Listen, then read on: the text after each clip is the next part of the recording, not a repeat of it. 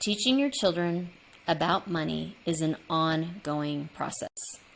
Use holiday shopping as a practical and engaging way to introduce budgeting, needs versus wants, comparison shopping, and only spending what you have. Welcome to Epic Mom Life. I am your host, Kara Peterson. This show is sponsored by The Possum's Tale, a unique book adventure for your 6 to 12-year-old child. Let's jump into today's show. I love talking about financial literacy with our kids. I actually did 3 articles last spring all about this topic, and I thought, you know what? The holidays are a great time to teach children budgeting, money saving, and spending skills. Financial literacy, it's a subject we all should have been taught. And as a parent, we realize we really should teach this, but somehow we get really crazy busy in our lives and other things seem more important, and how that does not get taught like it should. It often isn't taught in our schools, and we just don't seem to remember to teach it in the house. You know, we remember the sex, we remember the drugs. I mean, there's so many big topic things that budgeting and money savings, we're like, you know what, they'll learn it with their first job, or they'll pick up on it. After all, I did, right? Well, it's really interesting about that because 73% of teens said they wanted more personal finance education in 2020. And yeah, I'll actually have the link for that in the notes because I know that's so unbelievable that teens would actually say they want more education. But even the teens are recognizing this is so important. They want more. I can just see little Pac-Man. The holidays are a perfect time to start or reinforce that financial teaching. Now, before you even get to the actual budgeting and doing all of that with the holidays, you have to lay some foundational preparation. Number 1, start with the basics. If you have really little kids, I'm talking like ages 3 to 6, they need to be introduced to concepts that relate to money, counting and basic math. A child will need to understand that there are 5 pennies in a nickel when they start identifying coins. In order to understand this, they need to be able to count and they need to understand values. So 5 is larger than 1. Coins and bills. Once a child can count and understands the value of a number, you can introduce coins. There's absolutely no reason to introduce the coins if they haven't even figured out how does 25 relate to 5? So then they'll need to learn that a quarter is 25 pennies and a $1 bill is 100 pennies. But it's interesting because a $5 bill is 5 $1 bills. So this is kind of confusing because a quarter is 25, but a $1 bill is only 5. So why is the $5 bill more than the 25? So there's a lot of value that needs to be understood. And for us, that's just so simple. But for a child who oftentimes sees things in very black and white, this is a big concept to understand. There are a lot of fun games that you can play, and I'm all about the games. Games are, like, you as a parent, they're your best resource for teaching a lot of stuff without ever seeming like you're teaching anything. And I wrote an article last spring on board games that teach financial literacy for all different ages, and I'll include the link for that in the notes as well. But when I wrote that, I did not know about Trend Enterprise Money Bingo, and that's on Amazon. The reason I really like this Money Bingo so much better than every blogger out there who has a download that is a Money Bingo, you know, like they'll say, oh, get Money Bingo right here for your kids, is because the one on Amazon, what it does is, like, say it says the card that they draw is .22, so they have to read that is 22 cents, or it'll say 22 with the little C with the line in it. So either way, they have to understand that means 22 cents. And then they have their bingo squares. And in their bingo squares are pictures of coins. They need to be able to add up those coins to equal amounts. It doesn't say the amount underneath. So And lots of different children, if you're playing lots of different children, different cards, right, may have 22 cents, but it may be done differently, because you could do 2 dimes and 2 pennies.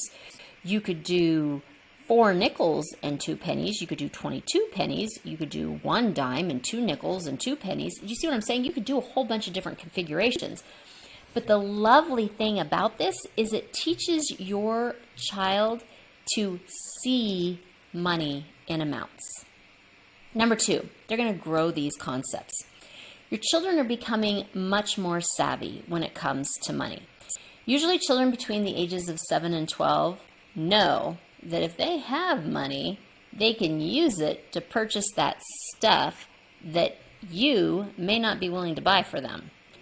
You may put in place a type of allowance or money rewards system or something like that in your home, or they may just be getting money from jobs from neighbors or gifts from relatives. But children at this age group have learned values, and they can identify coins, and they should be learning greater and less than values. They should also be able to learn to make change.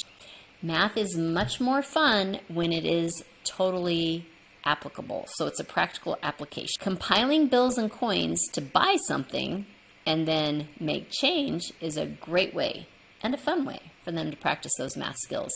Number 3, looking for opportunity. This is where my niece is at. I just visited her and her sister about 2 or 3 weeks ago. She's 11 years old, and she is looking for every opportunity she can to make and save money so that she can decide what she wants to do with all of that money. I was amazed at the amount of money she and her sister made when they set up a lemonade/water booth on the way from parking to a local golf tournament. Her father did teach her how to subtract the expenses that went into profits, and they still made a killing. I was shocked. Then we went out to their favorite restaurant. They've been going to this restaurant for years and years, and the owner came up and she was talking to my nieces, and the 11-year-old said, "Hey, when can I get a job here?" And they just sat down and started talking about it like it was every single regular kind of conversation. But they talked about the minimum age requirement for working if you're not a family member in Idaho, and what she would be when she started at the very bottom in that restaurant, and that would be a busser, and what busing skills would be required. And my niece was so excited, and it was almost like an interview for both people, right? An interview to find out what the job was, and an interview for my niece, and all of that. And she still has about, I think, 4 years to go before she can even do that. So that was a really exciting thing. At this stage, looking for opportunity, your child understands how money works. And now you want to give them the tools to spend wisely. If you're at a loss thinking, you know what, sometimes I don't have the tools to spend wisely, you're not alone. We're going to look at financial education for your child at the holidays because of the very reason that a lot of adults flounder during this time. The holidays are a fun time, and they are a time when we give. Every single media outlet out there is screaming, buy and spend. We are enticed with the new and shiny that we just must have, which leads us to needs and wants. Number 4. This sounds so basic. Of course you know the difference between a need versus a want. Well, either you do not know the difference between these two, or we as Americans have very little willpower. During the 2021 holiday season, LendingTree sent out a survey, and a third of consumers, more than a third, 36%, incurred holiday debt that season, averaging $1,000. I'll have that link in the notes. Teach your child to differentiate between needs versus wants. Wants aren't bad. However, we always prioritize the needs. Then we save up extra money to spend on the wants. This way, you're not villainizing wants, and you are encouraging to spend the money you actually have. Number 5, savings. There are many ways to introduce saving money. When children are young, many of them like to actually physically put the money into something and watch it go in, like a piggy bank or a jar, that kind of thing. If your child is focused on electronics, there are so many fabulous money managing apps for kids out there. That was one of the articles I did last spring. And I actually did a whole spreadsheet of really great apps and what their differences were, their costs, all kinds of things. It was a lot of research, but I loved it because those are the kind of things I love. And I will have all of that in the show notes for you. I love the money managing apps because they offer things like allowance, education, charity, investing, so much more. Regardless of what you and your child choose, your child should be encouraged to save some of their money. Goals, number 6. This could be wants, dreams, wishes, or goals, whatever you want to call this category. What does your child want to spend their money on? It could be in a month. It could be in 5 years. You could offer to match them towards a large goal, like a bike or a trip with a friend or a trip to go see a cousin who lives out of town, or even their first car. The money has a much better chance of not being spent on, and you're going to fill in the blank here, whatever the newest, latest, flashy little gizmo is, if it is in a savings account of some sort. And this is true of adults as well. Even if I have the best intentions, okay, so starting in, say, March, I am going to move $100 from my checking account to my savings account, and I'm going to earmark that for holiday spending. And if I move that, then March, April, May, June, July, August, September, October, November, December, I'm going to have $1,000 for holiday spending. Yay me! If I just say, okay, so I'm going to have $100 earmarked every month in my checking account for holiday spending, so that in December there will be an extra $1,000 in my checking account for holiday spending. It will be gone. Somehow, for some reason, it will be flitted away on something stupid. That's just the nature of things. Encourage your child to make a goal, knowing that they can always change that goal. They don't have, it's not like dyed in stone. Until they purchase, they can change their mind. But if they actually have something that they're looking towards and they have a goal, the chances of them flitting their money away on something like that little gizmo, if you have a whole bunch of $12 gizmos, you can't save up for that really cool big thing. So these 4 steps are all done before you head into the holidays. We aren't even into the holiday spending yet. We are going to use gift giving and holiday spending as financial literacy lesson for our kiddos. However, it's important that we are all at a similar starting point. So number 1, our children understand how money works. Number 2, they know the difference between needs and wants. 3, they have a savings account or they are ready to get one. And number 4, they know that to set goals. Okay, before crazy consumerism begins, talk with your child and acknowledge these things. None of these are bad, like needs versus wants. They just are. But let's take some steps so that your child can come out of the holidays feeling really great while still meeting their goals and learning how to spend wisely in the process. Number 1, who do they want to buy gifts for? It will be so much easier to go holiday shopping if they know who they want to shop for. And if they actually have an idea of what they're looking for, that will make it even easier. You've heard, don't go to the grocery store hungry. It's the same thing with holiday shopping. Don't go just shopping if you don't know who you're buying for. And it's even easier if you have an idea of what you want to find for that person. It also, not only is it bad on your wallet, but it is also an incredible waste of time because you spend so much time just kind of trying to figure it all out. Number 2, budget.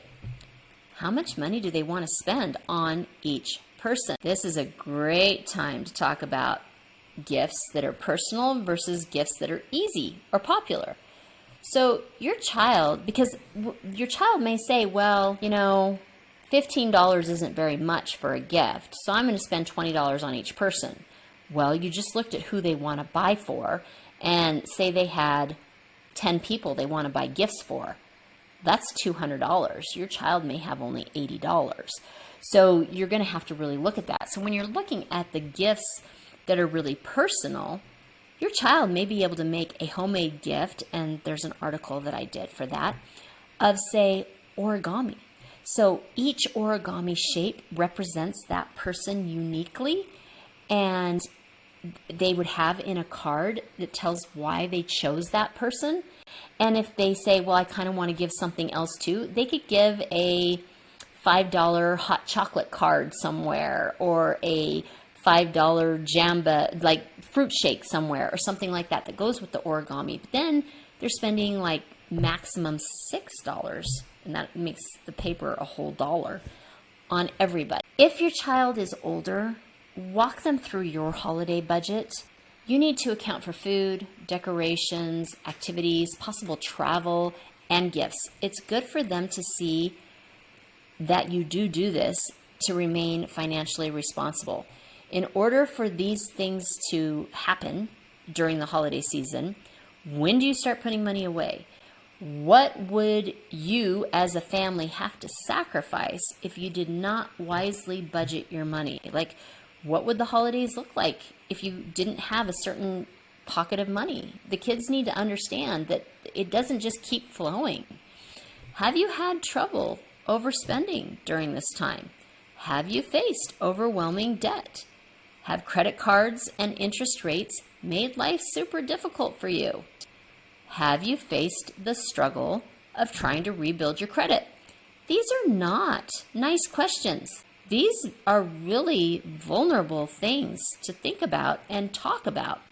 However, if you have faced any of these, you have in the trenches experience that you can really help your child with. This makes it very real. And your child can benefit greatly from knowing that someone they look up to and love has actually experienced. This is real stuff. This is what life is really about. And that's what we're trying to tell them. That's why this subject is so important.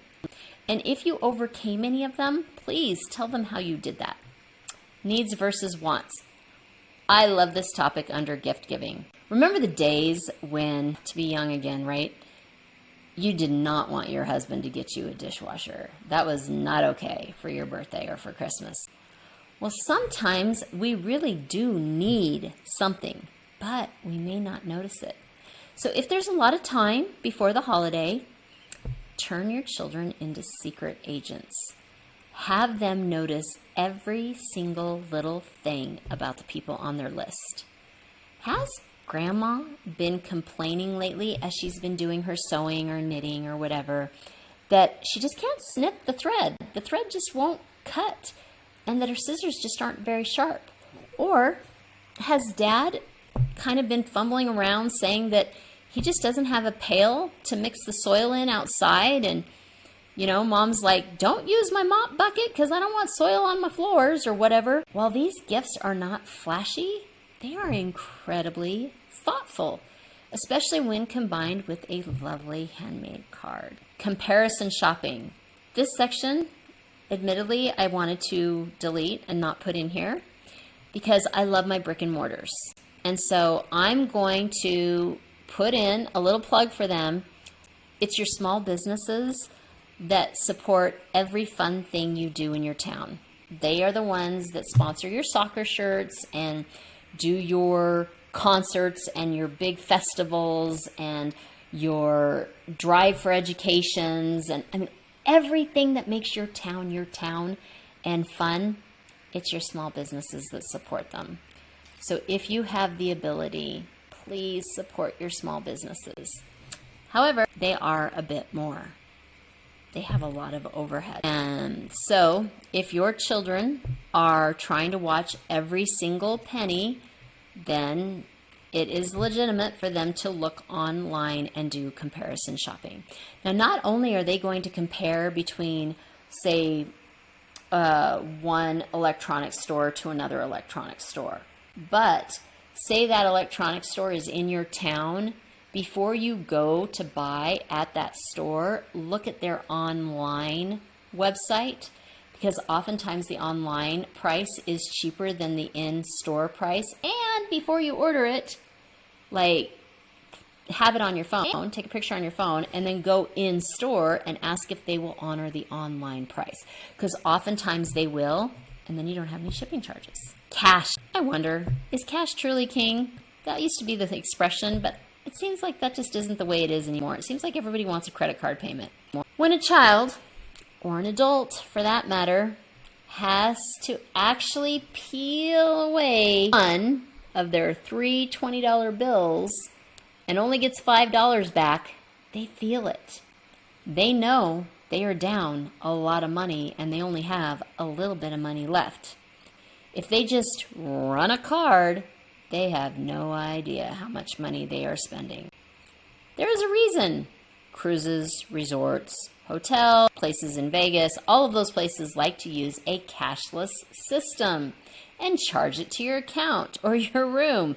It's not to benefit you from having to carry your cash. 3 days, you owe like $750. If you had actually had to give the cash after every single expense, we both know that you would have slowed that train down and you never would have spent the $750. Teaching your children about money is an ongoing process. Use holiday shopping as a practical and engaging way to introduce budgeting, needs versus wants, comparison shopping, and only spending what you have. After your children have had a real life experience, you will be able to easily reinforce these concepts throughout the year.